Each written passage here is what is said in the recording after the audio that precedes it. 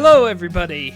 Today we are going to be playing Grand Old Academy, which... oh my goodness, the turtles. Oh, let's just appreciate this for a moment. Oh my god!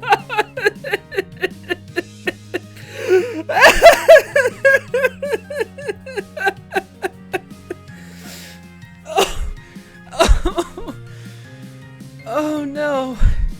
Oh, today we are playing something very bad.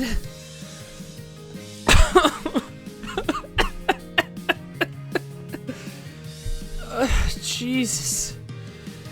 Sweet Lord Almighty. Hello everybody, my name is iColeman. I'm here with HeyPoorPlayer.com. Today we are going to be playing Grand Old Academy, which is a visual novel dating sim about dating members of the Republican National Convention primary. Let me look this up. There's 7 romanceable characters. Jeb Bush, Ben Carson, Marco Rubio, Rand Paul, Ted Cruz, and Donald Trump.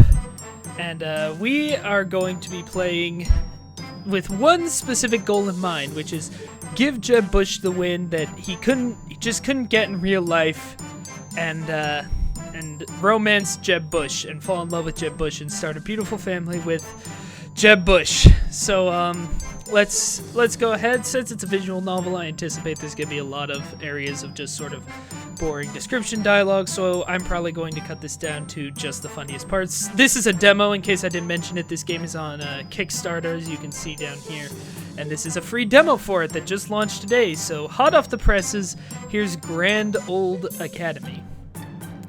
Grand Old Academy, the most prestigious private boarding school in the United States, rich with history and tradition, the alma mater of hundreds of the world's most powerful men and women. And women? The type of school that no student could even dream of enrolling in unless they had incredible amounts of talent, connections, or money, preferably all three. The grandest, the oldest, Grand Old Academy. My new school. So, we play through the game as a character who's named Mori America, a Japanese transfer student to the aforementioned Grand Old Academy. And here we have an embarrassing moment where, oh no, she forgets she has to tip cab drivers.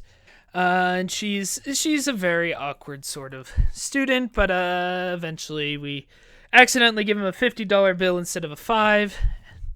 Chapter 1, Welcome to the Party. Oh boy. I cannot wait. Now, why are there cherry trees in what is explicitly in America? It's not just me, right? These are cherry blossoms. Okay, that's fine. Oh, what? Yeah, so Megyn Kelly, as in Fox News commentator and debate moderator Megyn Kelly, is our roommate. Yeah, I'm going to be your roommate for the rest of this year. Great. Excellent. Perfect. Oh no, here he is. How rude. How rude indeed, Megan. Who was that? That's Donald, the biggest jerk in the whole academy. He only transferred in at the beginning of the year, but already acts like he owns the place. Okay, so this is our first choice in the game. Let's not say anything. I want to get to the romance. I want to get to the Jeb. There's 50 different dorms. Equality Dorm only houses about 20 students, but Golden Dorm has over 1,000. Okay, so we'll be living in Sunshine Dorm, which is the 3rd largest and furthest south on campus. Well, technically Aloha Dorm is further south, but it's not part of the contiguous 48 dorms, so it barely counts. That's funny. That's a good joke. Oh, here we go. Here's my main man. Hit! Oof, nice one. The shorter student removed his mask, grabbed a bottle of water off the grass, and took a swig. He was, well, in a word, he was gorgeous. He had beautiful brown eyes, delicate lips, and heart-stopping cheekbones. Somehow his hair was perfectly styled, even after being under his fencing mask. That was a dirty trick, Marco. No, he saw an opportunity and he took it, just like I taught him. As he said this, he took off his mask too. Like Marco, he had brown eyes, but instead of sultriness, this student's eyes exuded warmth. Oh my god. You're the best mentor a guy could ask for, Jeb. And you're the best student. They high-fived. Sunshine Bros. And just how long is that attitude gonna last once you two start debating against each other? Megan's comment was playful, and the boys chuckled. We've agreed that we're not going to attack each other, no matter how intense the debates get. Jeb knows I've got his back, and I know he's got mine. They high-fived again. Okay, maybe I don't want to date Jeb. Maybe I don't want to get in the middle of whatever this is. And who's this lovely milady accompanying you, Megan? Oh god, the sparkles on his face. I felt blood rushing to my face as soon as I heard Marco call me lovely and good. Good lord, indeed! I tried to formulate a response, but I couldn't piece together any words. Yeah, I'm having the same problem myself. Luckily, Megan came to my rescue. This is Maury America. She's my new roommate. Oh, of course, it's nice to meet you, Miss America. A pleasure. Should I give you a tour of... I've got it covered for now, Jeb. Let's not overwhelm America on our first day. Right, well, I'm sure I'll talk to you soon, America. Yeah, don't mind if I do. Okay, so now Megan is telling us about the debate club. You mentioned it a few times, but that's all. Why is it such a big deal? Oh, it's only the most important, prestigious, competitive, demanding club in the entire school. Pretty much every student dreams of being in the club someday. And if you're lucky and talented enough to get in, you're basically Grand Old Academy royalty. During the second semester of every school year, the club picks out the best of the best from their ranks to have a series of public debates that'll showcase their talent to the whole school. And then the students vote to single out the best debater in the entire school. Winning the debate tournament is the highest honor you can achieve at Grand Old Academy. Well, second highest. See, each year's winner goes on to compete in inter-school debates. If you win those two and defeat the champion from our rival school, Dem High, well, you go down in history. Again with the sparkles. This is incredible. I love it. So here we are at the debate. Packed with students. The mood is anticipatory. Felt more like we were waiting for a sporting event than a debate. Wow, look at all these people. What kind of name is Rand? Yeah. Yeah, what kind of name is Rand? Are Carly and Lindsay the only... Again, Lindsay. Oh, boy. Oh, man, pull no punches. Megan made a non-committal sound in response. At the top of the paper, there were instructions in large, bold font. Vote for no more than 9 winners. 9 winners? I thought the point was to pick one champion. Oh, that doesn't happen until the final debate in July. These are the primary debates. July? But that's months away. I know, isn't it great? Megan's eyes were gleaming with the same frenzied spark again, and there was a broad smile plastered on her face. The drama, the excitement, the tension for 6 months straight. I look forward to it every year. Was Megan going to keep up the same level of obsession with the debates for the entire upcoming 6 months? It seemed like it would get exhausting quickly. Okay, so that's some fun, like, sort of satire, like media satire, political circus type stuff.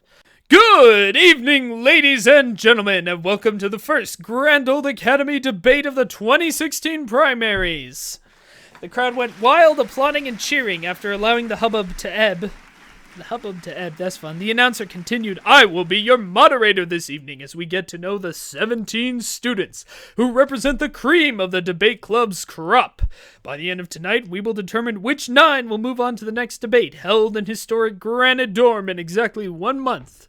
And now, without further ado, please put your hands together to welcome tonight's debaters! Okay. One by one, students walked onto the stage, shook their places at the podiums as their names were called in alphabetical order. Each one was greeted with hearty applause and cheers as soon as they entered. Yeah, my boy Jeb! He stumbled as he nearly tripped over a cable on his way to his podium, but caught himself in time to avoid catastrophe. Rip Jeb. From Old Line Dorm, Ben Carson. From Garden Dorm, Chris Christie. A rotund student beamed and waved at the crowd with both hands as he took his spot. From Lone Star Dorm, Ted Cruz. He was smiling as he walked onto the stage, but the smile looked desperate, plaintive, anguished.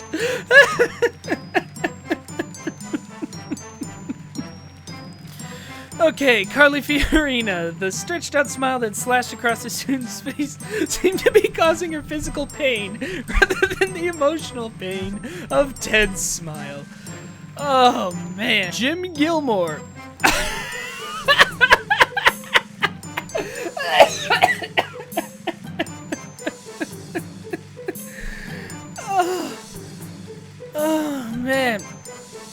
From Palmetto Dorm, Lindsey Graham. Not a girl after all, whoops.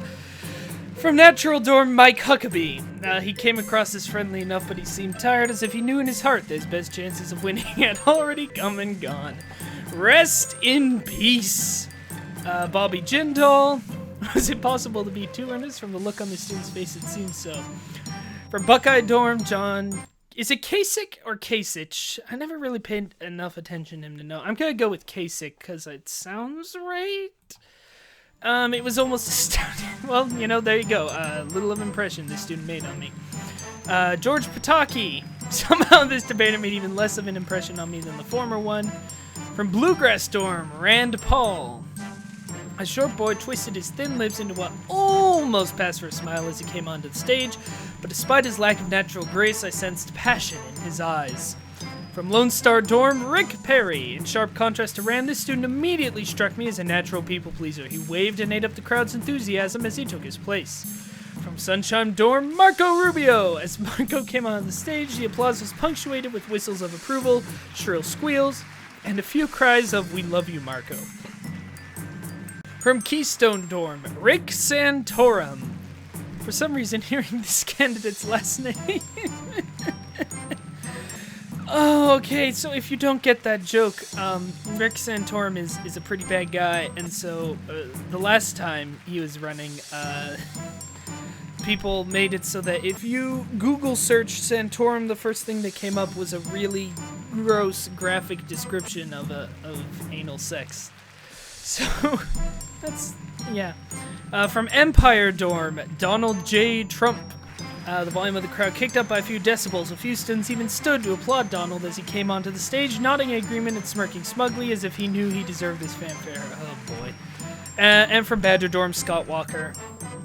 After the swell of enthusiasm for Donald, the entrance of this gangly student came across as an anticlimax. He took his place at the final podium to the accompaniment of a polite smattering of applause. Ladies and gentlemen of Grand Old Academy, your debaters.